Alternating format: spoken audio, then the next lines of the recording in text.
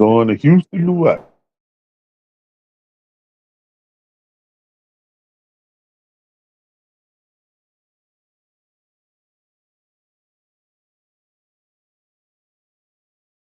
What up, world? Welcome to another edition of Two Sides to Opinion podcast.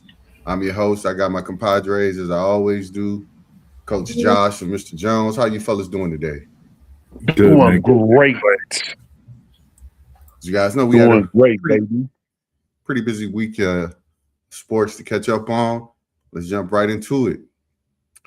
I don't know how to start this off in the aspect that when you have a talent that is so great, I ask to you, what are you willing to put up with when it comes to talent, especially if it could be an all-time talent? Like, how much, as you personally, as a team, would you deal with in the aspect of that individual because they're so talented? And that brings me to my next question, well, our very first question of Mr. Puka Nacua. Puka has actually got into some off-field situations that has been weird in such a way. And it asks the question, is Puka Nacua's off-field situation a red flag for his long-term outlook? And I ask you guys that main question, and I'll start with you, Mr. Jones. What you think about this situation? Well, first and foremost, good afternoon. When you sent over the question, I tried to take a deep look into it, right? You can take a very surface level approach to it, but what I ultimately concluded was, and let me just preface this by saying, although there is no evidence that supports the opinion that I'm about to make, I believe that Puka Nacua just doesn't like football like that. You know what I mean? Like, he plays football, he's good at football, he's very talented, but I don't know if he actually enjoys the game of football, right? I know football right now is an avenue for him to make money, provide for his family and things like that, but he's been on record saying that, he doesn't see himself playing football long term, right? And sometimes I believe that his body language tends to be misread. But, some of the things that he does, he has a lot of missteps. So I thought about it, right?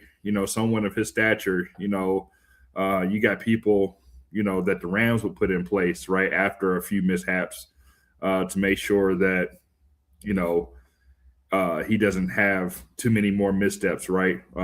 Making sure that he's not making national news, making sure that he's not biting people, right?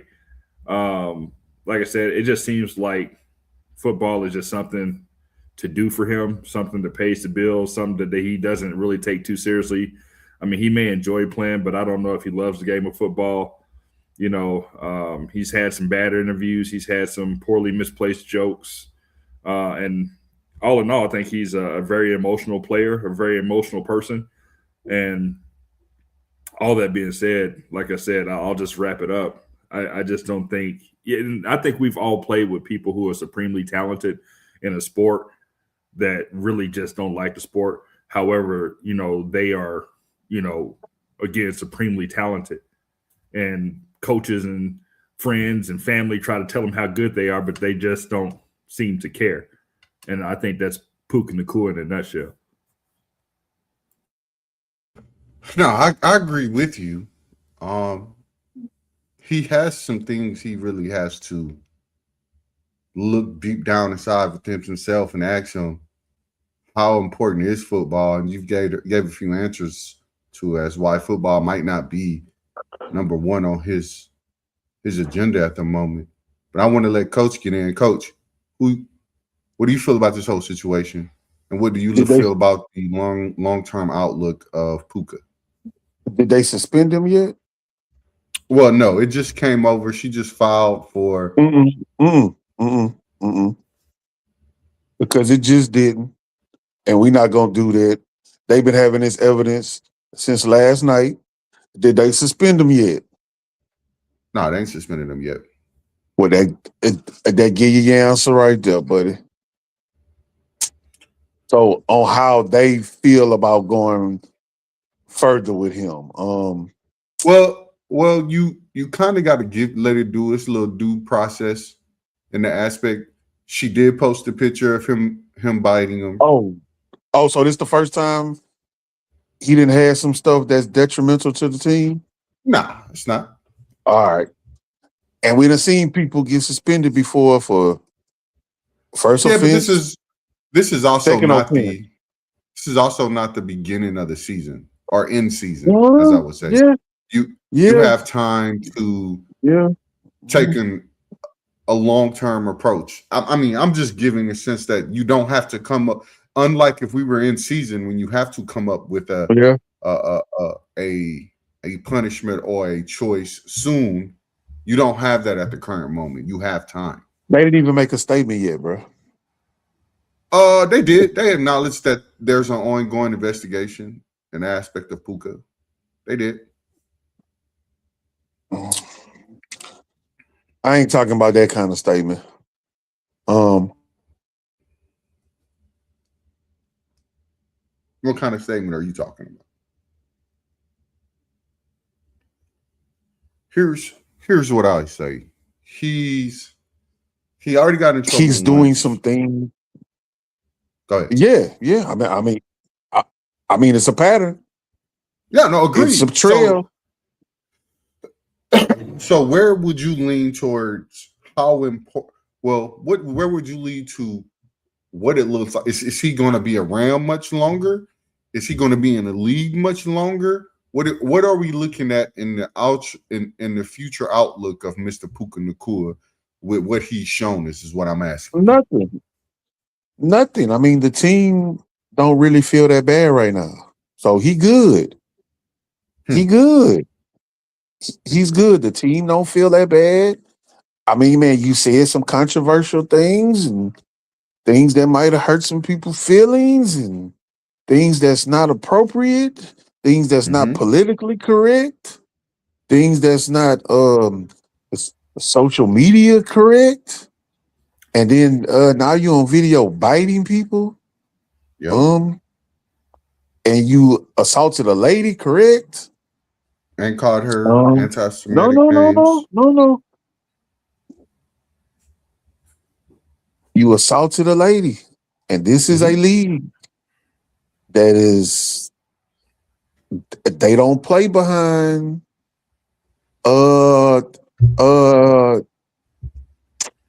domestics. Yeah, because I wouldn't call it domestic, but it is domestic. But I want to say like violence against women. Yeah.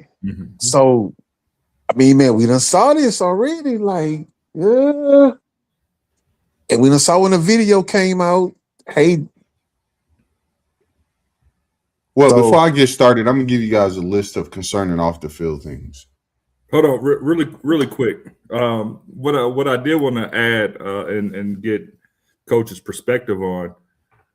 So you did lay out a laundry list of things, right? Some off-field things that may not have been major. However, they're starting to stack up, right? So my question to you would be, how much longer will the Rams tolerate it? How much I hate to say leash, but how much leeway do you think the Rams will have for Puka? And will the Rams be the team to give him a major deal? Yeah, because this is the season he should be getting one.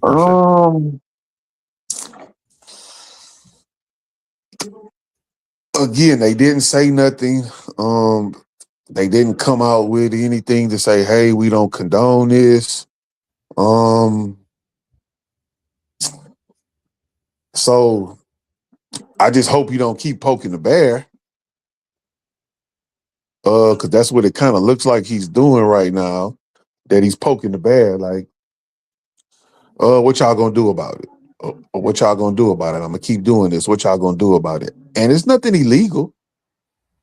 Sure. But But how many more instances or how many more chances does Puka have available to him before corrective actions are taken? On this podcast, he got 0. But we don't know how many that he had with the Rams. And that's the thing. I'm asking you, how many do you think he has left with the Rams? If you had to put a number on it, because you're talking about 2 or 3. Tolerating. Okay, 2 or 3 because he's not doing nothing illegal. This might be his first thing with the biting thing. I'm gonna give you a list of things that he's done. So the woman who filed the lawsuit also asked for a restraining order, which was denied. Puka Nacua, well, it could be denied because they're not in appropriate timelines of each other, location of each other. Okay. Right? So, Puka bit her friend on the thumb and then bit her on the shoulder. Then later in the night, he said some anti-Semitic things, as in F, the people that start with a J, right? Then he got in trouble again for saying, the Jews and dancing on live stream with Aiden Ross and Neon. He apologized for that, saying what he did was unaware, and now we're starting to see that there's a pattern, and that's probably a lie. He got in trouble for talking about the referees, saying, which is wild, saying they only make calls so they can get on TV and tell their friends that they were on TV. Then he started talking smack in a drunken rage on the internet about Sam Darnold after the dude just won the championship and beat him and his team. So I don't know, man. I'm at a loss for words in the aspect of you have so much going for you, yet you want to take the lazy route out and ultimately mess up everything before you even get it. Right? I like what TJ Hushmanzada said. If he's acting like this and he barely got $2 million in his bank account, what's gonna happen when he gets $75 million in his bank account? Ain't nobody gonna be able to tell him nothing. So ultimately, if I'm the Rams, I play this season out, I don't pay him.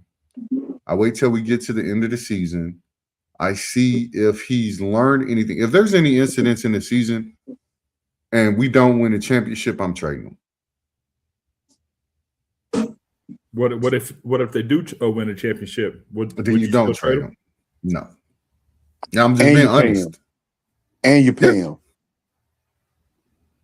If he puts up the numbers, like that's why I ask you guys, how much are you willing to put up with in the aspect of talent? You know what I mean? I'm on the other side of the fence. I say if you win a championship, that's the perfect time to get rid of him. I mean, you could do that too. I mean, no, you're absolutely. I'm looking high commodity, right? You'll get a desperate team, i.e., Browns, to pay a boatload of money and picks, pick up salary, do an extension, all type of stuff, right? So it's almost like how the Ravens got fleeced. But I guess they were smarter than the average bear. They picked up Max Crosby, and again, as soon as it happened, I was like, man, 2 first-round picks is way too much for Max Crosby. He's coming off injury. He's 29, going on 30. But after winning a championship, that almost like what the Eagles should have did with A.J. Brown. After they had won that Super Bowl, I think that would have been a perfect time to go ahead and kind of what the Seahawks did with their team. They won a championship and now it's on the block to be sold. And all that did was drive the price up, right? Sure. I'm just saying. I mean, so I give you guys one final take. How much longer or how long is Puka gonna be if he continues on this behavior, Mr. Jones?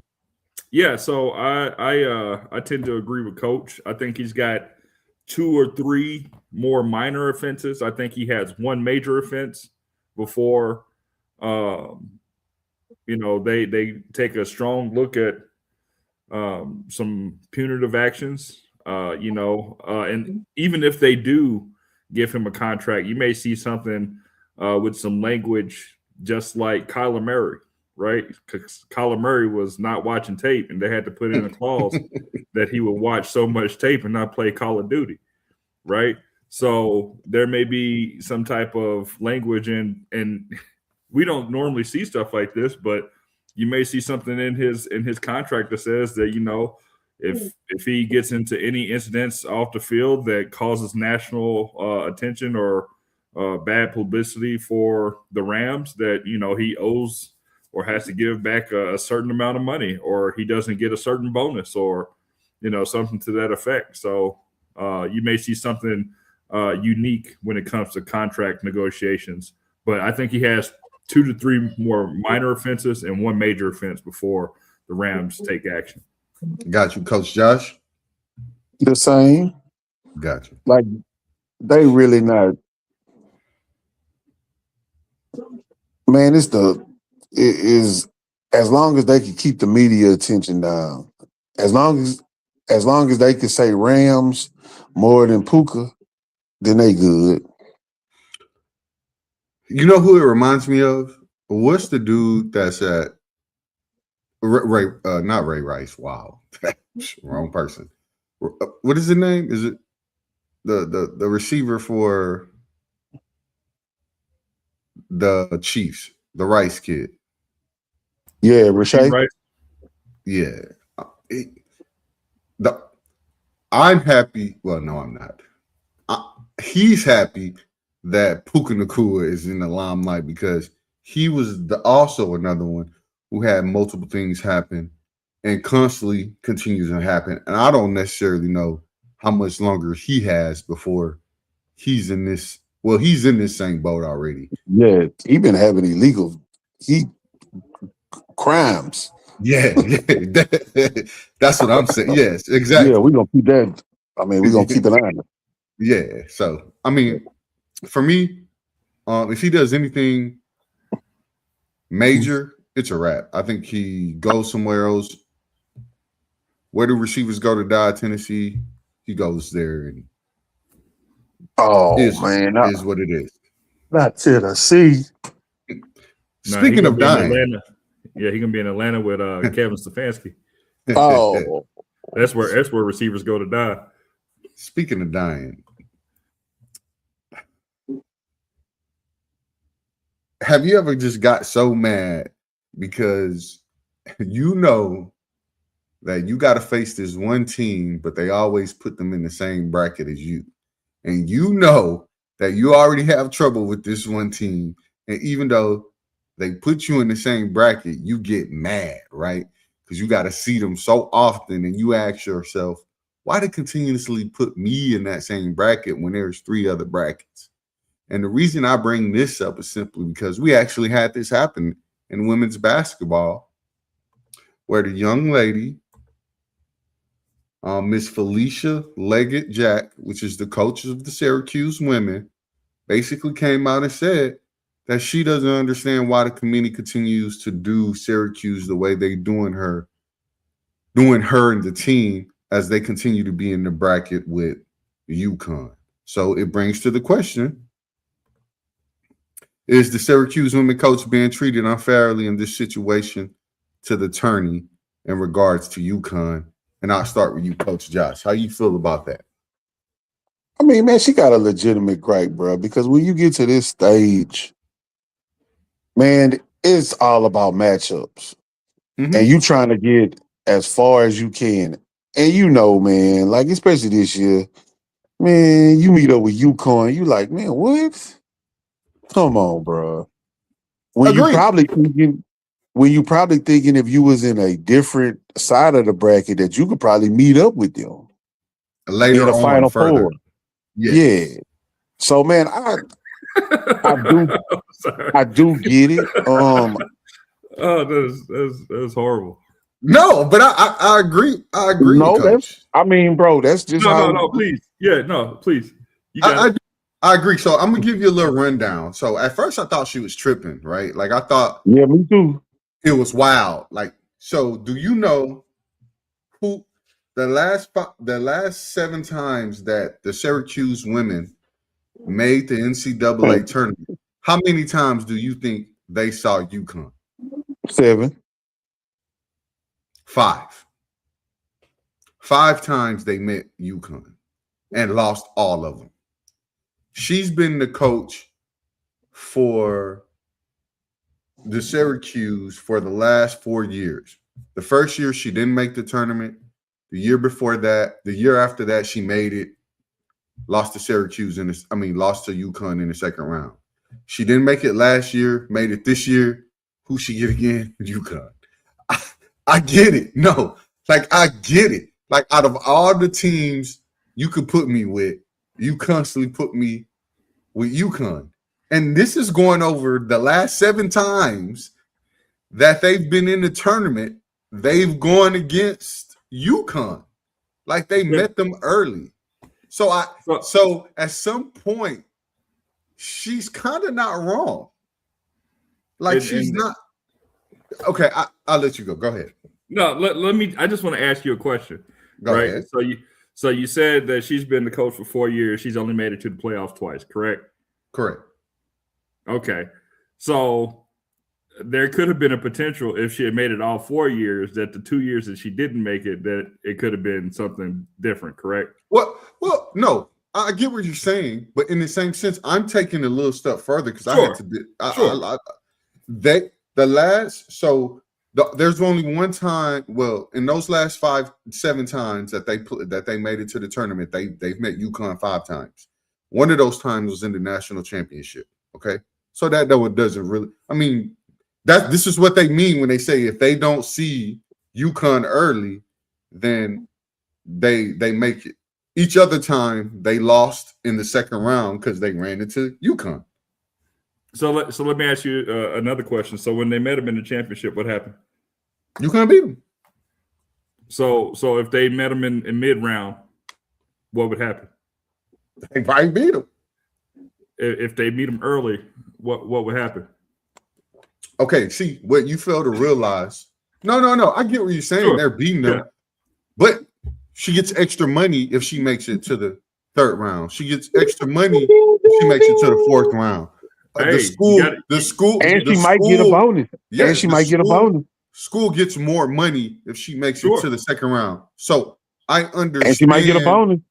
I understand exactly where she's coming from when she's like, you look at the bracket and you're like, oh, wow, we got Syracuse. We got UConn again in the 2nd round, knowing what UConn has been over the last 25 plus years. Sure. So I get what she's saying. Can you put me somewhere else? Give me a chance to get to that 3rd round. Let me ask you a question. Don't all teams that play UConn feel that way? To a certain extent, yeah. But if you're constantly meeting them in the 2nd round, and I get what she's saying, because I took a look at it, I was like, okay, there is kind of like a pattern that they continuously put them in the same bracket. Sure. Especially when they was doing it by regions, where they made sure regions they didn't want the women to travel too far. They were in the same region. So now, as it's a lot more popular, you should be divvied up by what seed you are. And if you're the number 4 seed or however it is, you move them around. You should be seeing UConn every time, though. Golly, I understand what she's saying. So, like every time I make it, I look at the corner. Oh, there go UConn.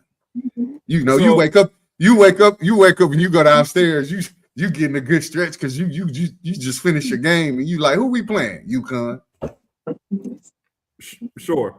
No, I get it. So let me just start by saying, I used to coach my son's Yaffle team, right?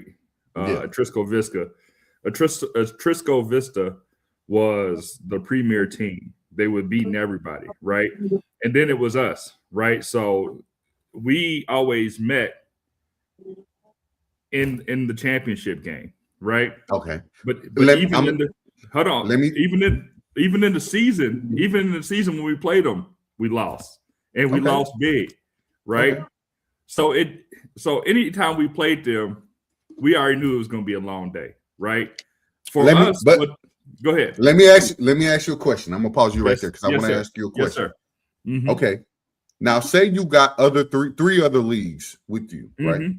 Mhm. And they say, do you want to be in a league where you can meet this team in the second, or do you want to meet this team in the championship? Which one would you take?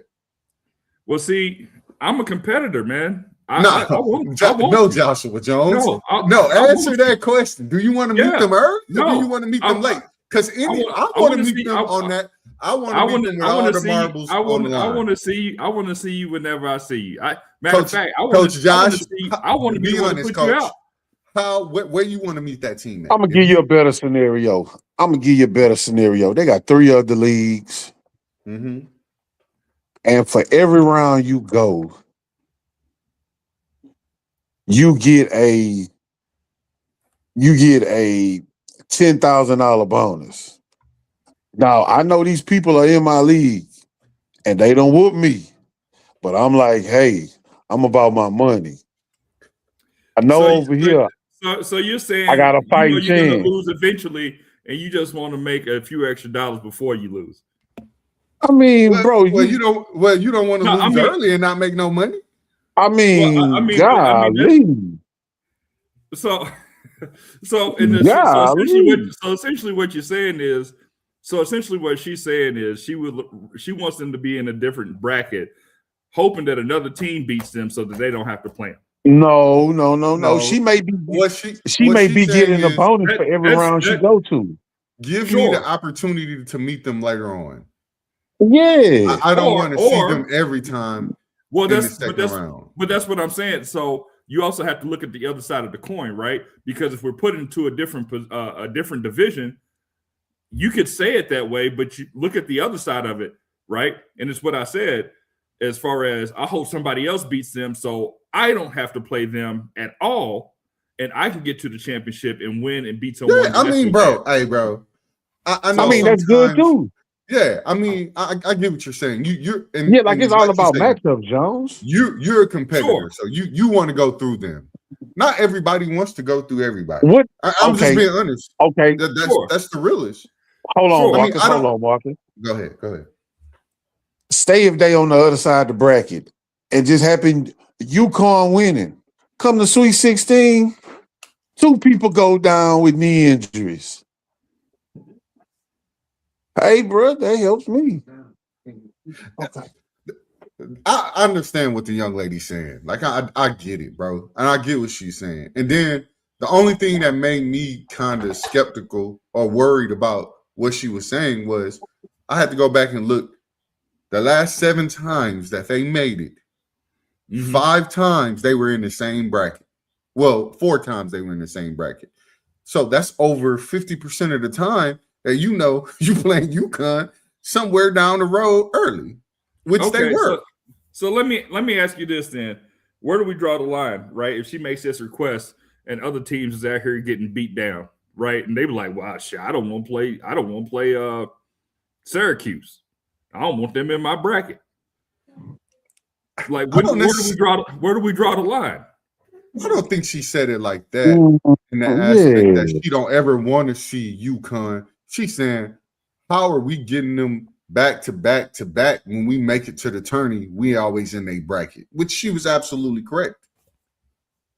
Yeah, but I'm posing the question though: if you grant an exception for this team, it's not even an exception. I understand. I know you understand what she's saying, but there's 4 brackets. How Sure. are we constantly in the same bracket as this one team? How? Okay. Like I get what she's saying too. How is that possible? I hear you, but when someone else comes and makes a request, do you turn them down? I'm not saying you turn it down. I'm saying take a cold hard look and say, is she lying? Go look. And at some point, look, when you meet the number one seeds, it's regardless. You probably go get what you get. That's not true. Miami, and we'll talk about this later. No, agree. Agreed. But I'm saying, in a sense, they're not the number one team in the nation for no reason. Well, let me say this. In the age of NIL, right? They're not getting NIL money like that. No. So in the age of NIL, how is it that UConn consistently is able to put together championship teams? Because they have the money for that championship team. I'll be honest. They do. And they got a winning program, bro. Yeah. South Carolina. There it is. South Carolina has the money too. Texas, for the first time, has the money. Like, they have the money to compete and go get the girls that they need to compete at a high level. UCLA has the money. Matter of fact, Coach and I was just talking about this right before you came on, and he said something.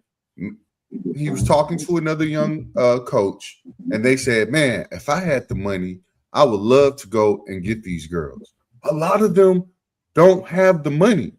They don't. So when we keep asking, and you talk to some of these young ladies out here who want to go to the big schools and go play, but there's nothing to give, I might as well stay where I'm at.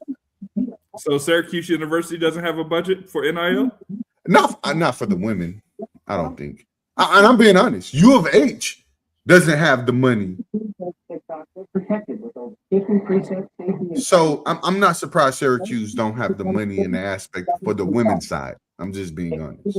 Yeah, I'd like to dive deeper into that to kind of see what the NIL budgets is, what the NIL budgets are for each team, to see how.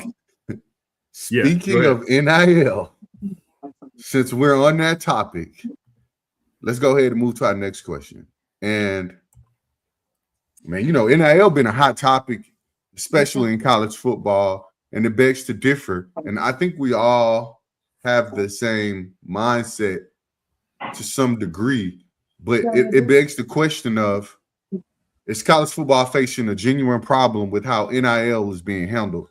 And I'll start with you, Mr. Jones. Tell me how you feel about this situation. Yeah, so, when I was looking at this, when you sent it out, my first determination was yes. And after further research and, doing some deep dives, I'm still sticking with yes. I think I sent some videos in the – yeah. Okay, you said yes, which I'm completely on the other side. No, there's no problem with NIL. And the reason I say that, the only problem with NIL is that the schools and the coaches no longer have the power or control. That's what the problem is. And with that, there was 115 years where there was no NIL, and kids and the schools were making millions and billions and billions of dollars off the name of kids who could barely eat, barely have anything to drive. And if they did get money, it was money under the table. And there was programs out there that were throwing money under the table. What really teased me off this whole NIL thing, it's only been 5 years since NIL has been available, and everybody wants to say, let's put rules in place. What rules in place for what? Because Joe Smo is mad that he didn't get the playing time that you lied about and he's ready to go? Are you mad because you just won a national championship and they got another dude out here say he go give his team, give that player $5 million, and you can't match it? So the first thing you do is get out there and say there's an NIL problem? But it's perfectly fine when you have a coach under contract and he wants to go to another school because he's going to get more money and they're going to do the buyout, and you say, okay, that's fine. Or You could do exactly how Will Wade just did, where he left McNeese State to get a bag, went to North Carolina State, which was a much bigger school, got a bag. Then LSU comes back and gave him a bigger bag, and he's gone. But you don't hear anybody crying about loyalty. You don't hear anybody crying about the players. You don't hear anybody making any noise about the money. But all of a sudden, when you can't control the player or have it done exactly how they want, it's an issue. That's just me, though. That's just me. Yeah, so really quick, the reason why I said it's a problem is because of the functionality of how it exists currently. And what I mean by that is, for some players, right now with the portal, there are more players in the portal than there are positions for the people in the portal if we're looking at the football side of it, right? So that's great. That's a great story for him, right? So that story is not the same for all kids that jump into the portal and go and get a bag and get a bigger bag, right? So that's only a handful of players. Hold on, let me finish. So there are more players right now in the portal than there are positions. And when they jump into the portal and they realize that they can't go to a new team and they try to go back to some of their teams, one, the spots are taken. Two, they may have rescinded the offer for the player, right? So now they no longer have the ability to play, right? So it's the portal NIL is not made equal for the players. Joshua, I'm gonna tell you this, bro. It's full of crap, and let me tell you why. What's the difference between sitting on the bench and never playing and jumping in the portal and not getting picked up?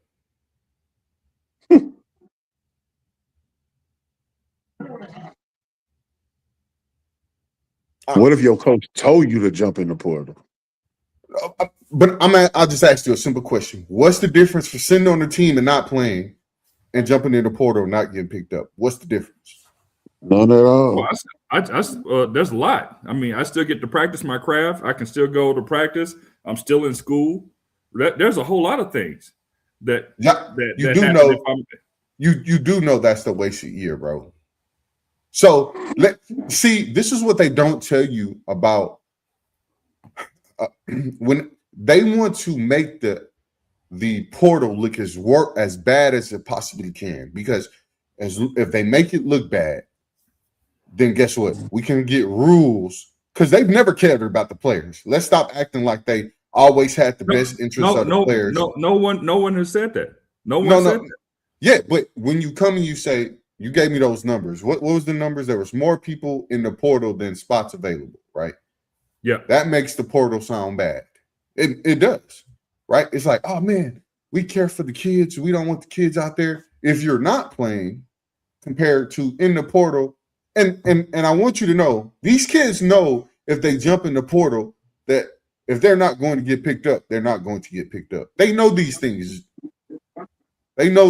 Like, we got to stop acting like some of these kids are just naive and don't know what they're doing and just blindly saying, "I'm jumping in the portal." But you said it. They're kids. They're still not. They're still not adults yet. So they, I mean, there are endless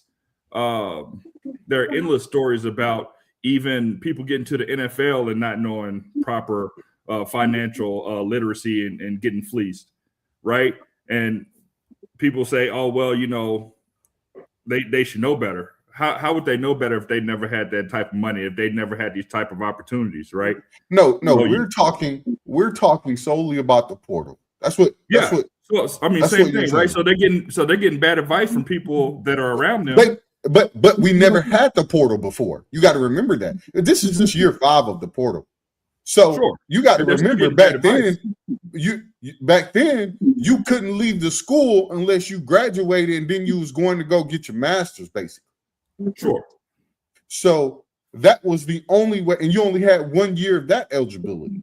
So basically, they basically are trying to close it in because they want more control from the coaches and the schools. That's what it is. You know what the best way is to fix this issue? Write the NIL contracts better. The coaches from and I'm gonna give you a prime example. Is his name Mensa, the quarterback for Duke? Well, he's not at Duke anymore. He went and he jumped into the portal because Miami can't call him. I understand why he's leaving and going to Miami. Duke said, "Hold on, you're not going anywhere at the current moment. We go to court."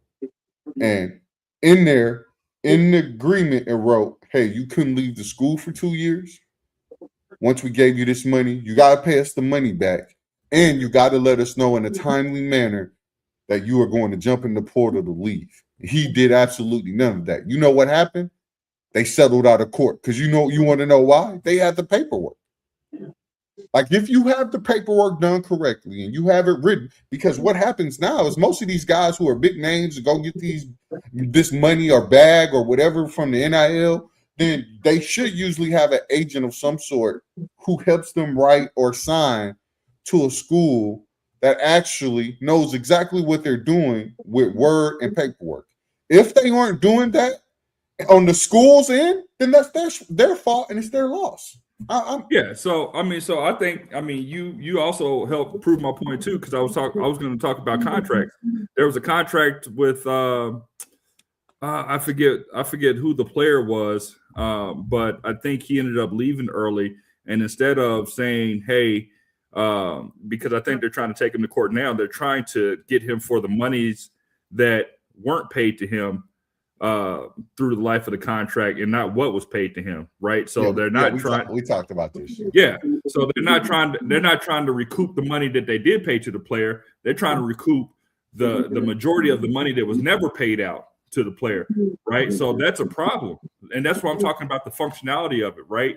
So I understand, and I totally agree with your point as far as students having the power now, and they're being paid as they should, because over the course of however many years the institution has been getting all the money and the players haven't been benefiting at all. But the functionality of how it's working right now isn't to the benefit of majority of the players. Now it's to the benefit of some players, a small few, but not the mass majority of them, right? Write the contracts better. That's it. Write the contracts better. Well, the contracts have to be written. The contracts have to be written better, but they also have to have some guidelines and what the contracts have to look like, so they're not taking advantage of the players. No. Those things have to be put in place, because not everybody has the resources or the ability to have an agent to do those things for them. But you don't necessarily have to have an agent, but you do have to have some type of representative that knows somewhere that they know. They may not have that capability. I'm gonna give you a prime example. The boys at in UNLV, prime example. It was 3 of them that left. You want to know why all 3 of them left in the middle of the season? Why they were undefeated? You want to know why? Because the school lied to them and said they was gonna give them money, like what? It was somewhere around $200,000 or some $1,000. And guess what? The school never paid them. So you're telling me a defense lawyer that's appointed to you by the courts is better than a private attorney that you can go get? No. Okay. No. That's my point. But I'm saying having something. Hold on. So the level of representation that you get, there's levels to this, and what you have the ability to go out and get to represent you, depending on the level of player that you are in the contract negotiation that you're getting. Yes. You have to have guidelines in these contracts for those that don't have or the upper tier player. I agree with you to a certain extent. If I sign this contract and you're supposed to give me $200,000 because I'm playing the season, and you don't give me $200,000, guess what? I'm in the transfer portal right after the game, doing exactly what them young fellas did. It was that simple. Coach Josh, what you got on it, man? What that boy said in what Big Boy told T.I. little brother up in that movie. Boy, what I told you. What he told him about the game? I have no idea, man. Oh man, what was the movie, man, with T.I.? Is it ATL? Yeah, man. Remember Big Boy rolled up on his little brother and was like, Boy. Is that when he scared him? Yeah, man. What he told him, man? It was a big boy game. Hey, man, it's a big boy game, bro. And the portal, as you look at it, is good, but everything is not perfect. So, as we look at that, we have to understand that that there's going to be some bad things that need to be changed. I do agree that there needs to be better contracts. And Jones, I'm gonna tell you this: these kids are part of sports agencies, bro. Is crazy because More like than you know. yeah, like it's crazy. And you can look at it. Go on Instagram, bro. Yep, and you can look up one of them sports pages, and they'll have kids from the sports agency. They be like, "Hey, man, we just want to thank you for joining the team." And me, man, I'm looking. I'm like, man, well, what team they joined? It's a sports agency. So Coach Josh was absolutely correct. I'm gonna give you a prime example. LSU. LSU has a media person. They have a NIL person. This is at Texas too. That as soon as someone signs, they take them and they're like, "Hey, this is the paperwork. This is what we signed. This is how we get there." Every school now should have that in their house, ready to work, Yeah, ready to do exactly what Coach is saying. I yeah. wholeheartedly agree with you, Coach. And those people have guidelines, man. They be trying to rework. They be trying to rework stuff, bro, so they could get an advantage, bro. I mean, man, it's a dirty game, bro. Man, me and my partner just had this conversation earlier while we was at the game. Bro, it's not all going to be good, but the portal is good. And let me tell y'all this: 90% of those kids that's in the portal, they not in the portal for money, man. They're in the portal for playing time. There's only a select few that could go and get that bag, bro. And let me tell you something, all that NIL money that they be talking about, don't go to everybody either. Like we thinking that like LSU had 40 million to spend on the roster and stuff like that. That 40 million didn't go to like 100 of those players. That only went to like 2 handfuls of people, bro. Man, you got $40 million and one person got 3 million. Hey, bro, that starts to add up after a while. From what I learned from the young cat that just went to Texas, if you're on scholarship, like full scholarship, you get some NIL money. The NIL money is not the same for everybody, as he's per se saying. Like he might be making 50 a year compared to the other guy making 75, 80. And then there's going to be a few guys that make 1.2. And so let's start saying it right. Let's start saying it right. Because it's the collective. Okay, the NIL is this stuff that you get from these big businesses, from jerseys, hats, stuff with your name on it. Like we starting to see people commercials. Yeah, commercials. Like right now, we're looking at it, and you're starting to see commercials now on TV, right? So, man, because I'm trying to find it, because I was just looking at the TV, looking at this game, man. I'm trying to find it for y'all, but it's okay. But those are the things that we need to get right. Then you have a collective where people could donate money to your name. So, but it's getting money. But don't believe that all that money is going to everybody. Now, Jones, I agree with you. Bro, they got to have some kind of regulation on it. But people want regulation like caps. Man, we got to have a salary cap.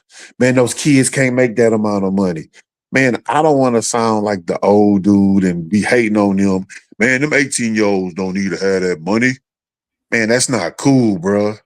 But it's only a certain time when certain people start to get money, that is always a problem. I just want to let y'all know that, though. Yeah, so That's not my arguing big that. take. Yeah, I'm not arguing that at all. So- the thing that I'm arguing is making sure that there are proper guidelines in place so that the player doesn't get screwed, right? So I'm not talking about putting caps and stuff on the. No.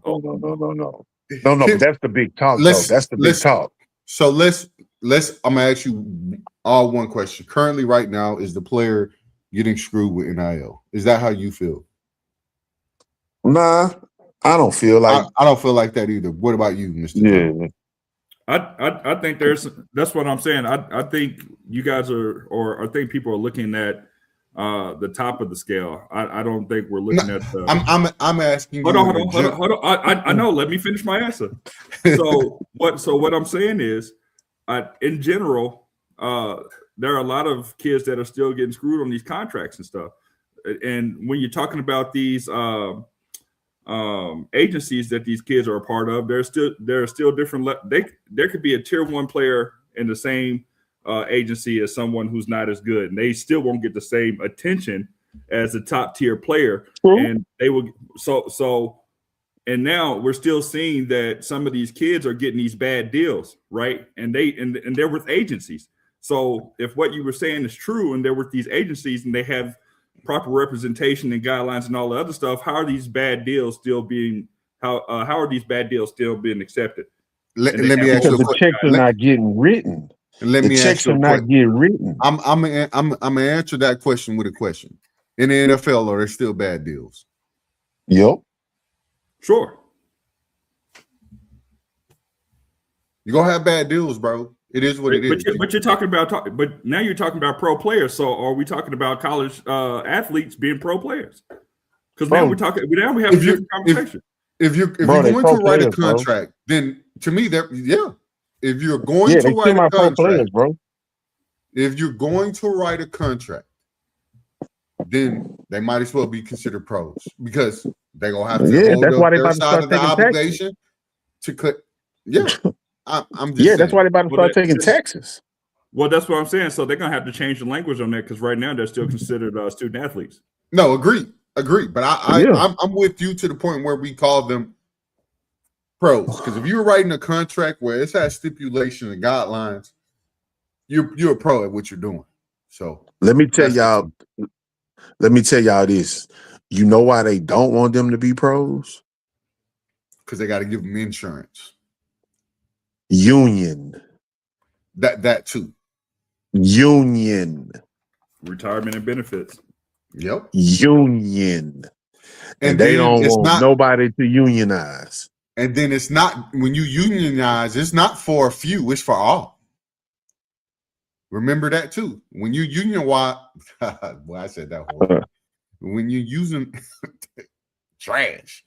When you unionize, it's for the whole and not for a few. That's the real. That's the real. Let's move on to our next topic. Great topic, gentlemen. Great topic. What storylines or teams have grabbed your attention in the men's tournament? I'm gonna start this off real quick. You guys saw my Longhorns double-digit seed. That was the last double-digit seed left. They went down to the wire tonight, lost on the end at the tip bucket. I'm more than fully impressed with those guys. Sean Miller, who's a heck of a coach, who also got in trouble for some shady things. He was on the phone recording, y'all. Y'all know what I'm talking about. He's doing a good job. I'm excited to see what they look like next year. Can they get those two young fellas that they had to stay, along with the big boy in the middle, whose name is wild, his like Vogelsite or Bogusite, something like that. If they can get them to stay together for one more year, I think that'll make a deep run. But that's what I currently have. Who you got, Coach? Duke, man.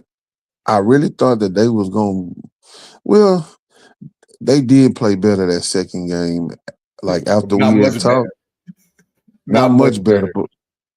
But Boozer took over in about the last 12 minutes of the game. Is he the number one pick? Yeah, it's a simple yes or no.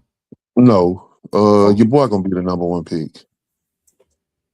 Okay. And don't be surprised if Utah get the number one pick. Got you. Mr. Jones? Yeah, I mean, I had mentioned it earlier. I don't have too much more to add to it, but Miami losing to Iowa right out of the gate, like I didn't see that coming at all. I felt like Miami got a slow. Hey, shout out to the young kid. He's out here from Houston. He played for Miami. I think he's number 11. I can't think of his name at the current moment. Went to Bel Air High School. Big shout out to the young fella because he played well. He was originally supposed to go to Duke, but ended up switching over to Miami. This is that thing where we say if you're not seeing the same team over and over in your conference, you might get something different from once in a while. I'm just saying. It's all about matchups. We'll end that on that note. Let's go to the last topic, gentlemen.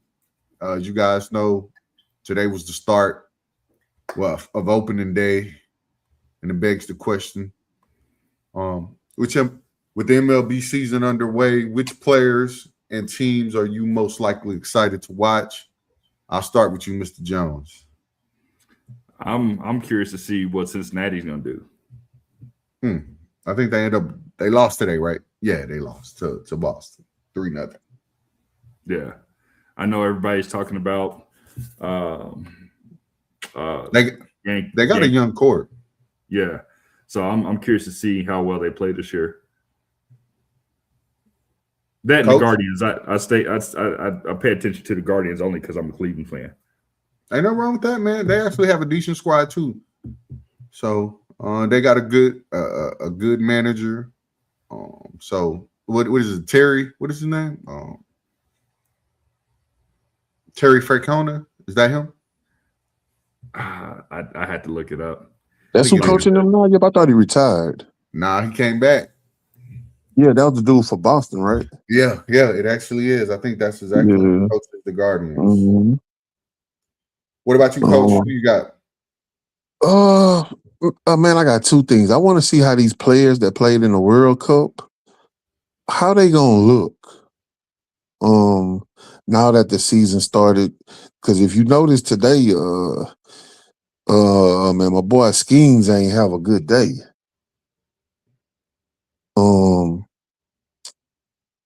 Vogel took over. He took over. He took over last year. Francona was the coach before. Okay. And I want to see what the Astros got. Like, if they get off to a fast start, I think it's gonna be pretty good. I'm looking forward to Paul Skeens as well. I didn't like how he looked today. He didn't make it out the first inning. I don't know if that was because he tweaked something or not. They not gonna say. Yeah. But he didn't look right. He just gonna never play again in the World Cup. That's the other thing, you know. And I have my eyes actually on Seattle. Okay. Seattle made so many moves to beat the Astros, and they did. They also made so many moves to get to the World Series, and they didn't. Mm-hmm. And they almost won it. What type of effect does that have for them this year with everybody together? But speaking of the World Cup, those guys had some clashes because Arena was talking to Cal Riley, and Cal Riley told him he didn't want to talk to him, and that caused a little bit of rift. So we'll see how all that play out. That's what I currently have. You guys got anything else before we call it a night, man? Good pod. Yeah, man. Very interesting. I like the takes. And all in, I want to thank everybody for out there watching. I appreciate y'all. I appreciate the guys on the pod, man. We'll keep this thing rolling. Thank y'all so much. Y'all have a good night. Y'all be safe.